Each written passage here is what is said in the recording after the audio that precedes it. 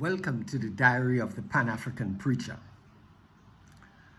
I am reminded of an Igbo proverb that says, the firewood in a community gets the community's food done. 19 African heads of state gathered in Nairobi earlier this week for the International Development Association 21 Summit. The International Development Association, or IDA, is one of 5 financing institutions that form the World Bank Group. The other 4 institutions are the International Bank for Reconstruction and Development, the International Finance Corporation, a multilateral investment guarantee agency, and the International Center for Settlement of Investment Disputes. As I viewed the live stream of that meeting in Nairobi, there were 2 questions that dominated my thinking as a Pan-African preacher. Why were these organizations formed, and what do they do? The World Bank Group was created by the United States of America and the United Kingdom for the primary purpose of redeveloping the world economy in the aftermath of World War II. This redevelopment is carried out in their own image and likeness. These financial institutions, the World Bank Group, have adapted to the emergence of African, Caribbean, and Pacific nations.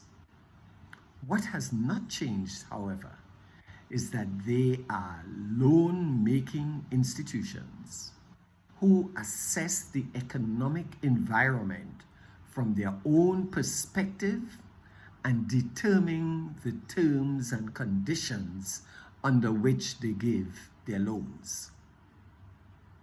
As I listened attentively to our African leaders call for $120 billion of concessionary loans and greater flexibility in their terms and conditions, I am reminded of King Solomon's admonition: drink water from your own cistern, running water from your own wells. The curse of developing foreign tastes undermines our investments, production lines, exports, and forces us to stretch out our hands to foreign bank governors whose agenda are not our own. This is why the question posed by Joab Okanda, the senior advocacy advisor at Christian Aid, is so important. He asks, why is it only a very tiny fraction of countries have been able to graduate out of IDA in the past 60 years?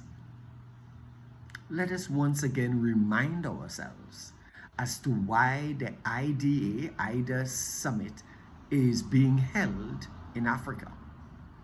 The IDA is the arm of the World Bank that provides grants and highly concessional financing to the world's poorest countries. Most IDA projects are now located in sub-Saharan Africa because it is this region that has the world's largest number of low-income and fragile countries.